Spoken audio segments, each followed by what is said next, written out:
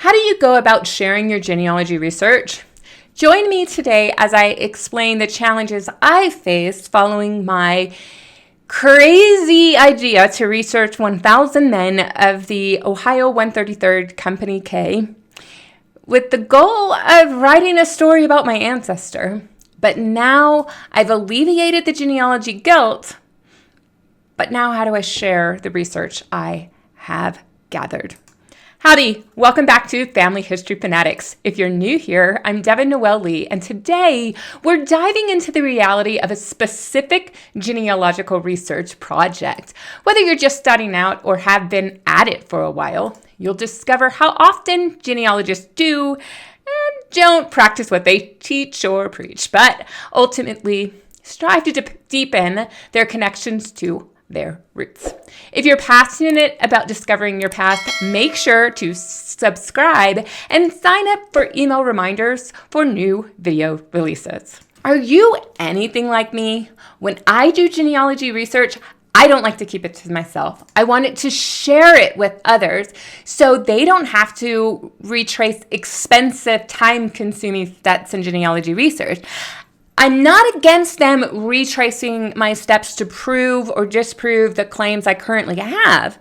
But why do we all have to do redundant research? If somebody's already gathered stuff, let's go about validating that rather than everybody doing the same research over and over and over and again. But the question is how? How do I share my research? As a reminder for those who have been on this journey or just joining for the first time, I was initially after answering the question, who were the men that served with William Townsend during the Civil War? The goal was to include details about William's servicemen to add social context to a biography about William's service. And now I'm faced with a problem. I had completed original research and made connections that others seem not to have made in the past. I was finding sources that users on Ancestry, Family Search, and others' locations haven't consulted or at least connected to their online trees. I was also wondering if it was a mistake to start my research in a spreadsheet after all, rather than a genealogy database, even though the end goal is to have everything in a research spreadsheet so that I can do the comparison stuff that I need to write my story. If my goal was to write about William and have a reasonably sourced reference file, I've done that. I can move on. I just got to figure out, okay, where do you share spreadsheets, right? Especially like the bio data, it's in one and the citations in the other, and they're not linked together. But still, it's research, right? Many of the research we do are people doing something similar to me, but mine's just in a spreadsheet.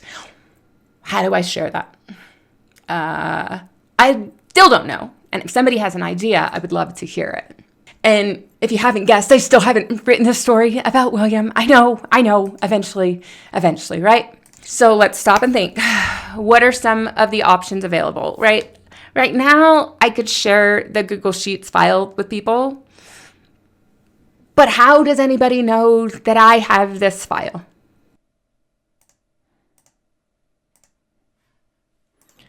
So what are my options? I am constantly researching in Ohio, and I thought, why not share this spreadsheet with the Ohio State Archives and Libraries? Could they accept my material? Well, according to the website, they don't accept electronic publications, so the spreadsheet would not be acceptable. However, if they would accept this spreadsheet, many historians and genealogists think about state archives for the research, and so the idea has merit about if they would have accepted my spreadsheet. But I can understand the reason why they don't accept the electronic publication, so I'm not upset. What are the next options? I thought, how about the Ohio Civil War Genealogy Center that's a part of the Ohio Genealogical Society? Again, thinking like a fellow researcher, I believe this idea has merit because state genealogical societies are well-known resources for family history research, similar to what I have created.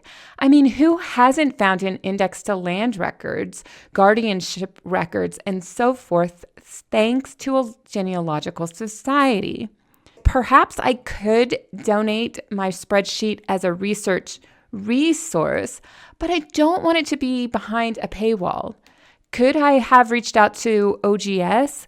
Perhaps, but I set aside the idea for the time being. So if someone from OGS thinks this spreadsheet would be acceptable, be sure to reach out to me. I'd love to hear from you.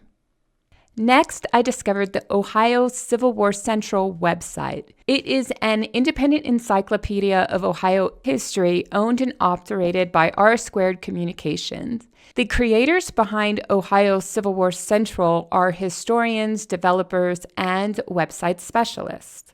This website might accept the spreadsheet and maybe create a related entry or some type of tag or file to enable people when they come to the Ohio 133rd entry to know of my spreadsheet, but maybe they won't accept the spreadsheet. My biggest concern, though, is whether other Ohio 133rd researchers would check out this website to find the resource I had. Now, the website is highly ranked in Google search, so it could be found by those genealogists who use Google for genealogy strategies. Just wasn't sold on whether this would be a good place for my research after looking at the pages and not seeing something similar that would say, yes, use this website. But if you know anything about a similar website, let me know about that in the comments. Another website I considered and may still consider in the future is the Genealogy Trails website. It reminds me of the early RootsWeb websites that many genealogical societies created, but they've since been archived or removed. Forgive me, but I forgot what actually happened. It's been quite a while. But in any case, there is the Ohio Genealogy Trails website, and it has a military section. Now, many of these pages are tables and spreadsheets. So I think I could have and may still consider donating my research to this website.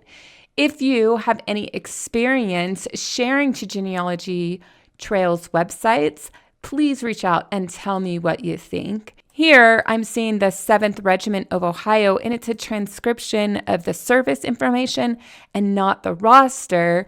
But if we were doing something similar to these pension rolls and going to Franklin County, that looks like a table and it could maybe be of value.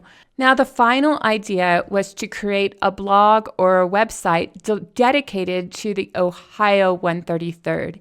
Here's an example of the 16th Ohio Volunteer Infantry. Here's the 11th Ohio Volunteer Cavalry. There's a library. I don't think I want to go that far.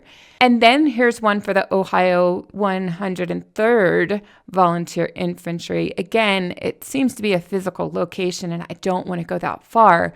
But perhaps these websites could be an inspiration to sharing my research. But I don't want to be the authority on the 133rd.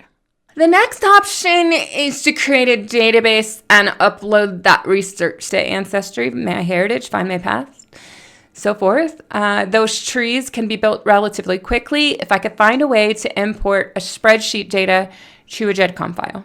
Ancestry accepts GEDCOM file uploads. Find My Path does have a GEDCOM upload capability, but all future updates would need to be done on the platform. So if I do a ton somewhere else, I'm going to have to manually go fix those if I'm correct in what I know about Find My Path at this time.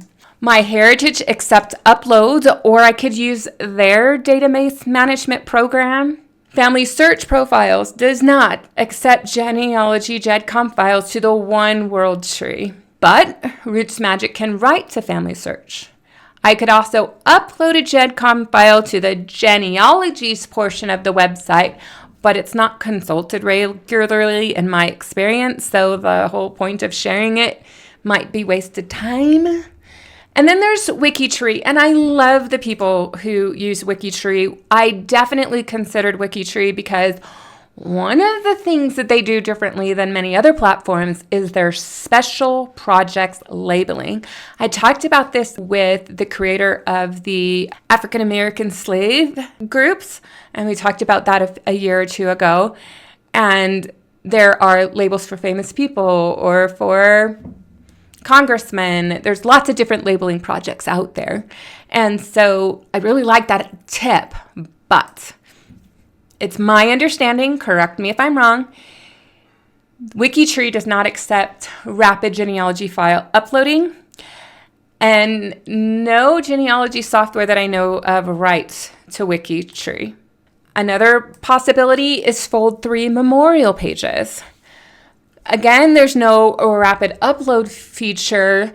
They do have seed or initial profiles based on some of the records they already had. The problem I ran into is for every source they have, you are typically going to find a memorial profile for each one. When I contacted Fold3 about merging the profiles together, they said that they don't do that. And I think that's a waste, because which profile do you upload of these 4 record bays? And I want to tie this record to this one, and this record to this one, and this one to this one, and it can't be done.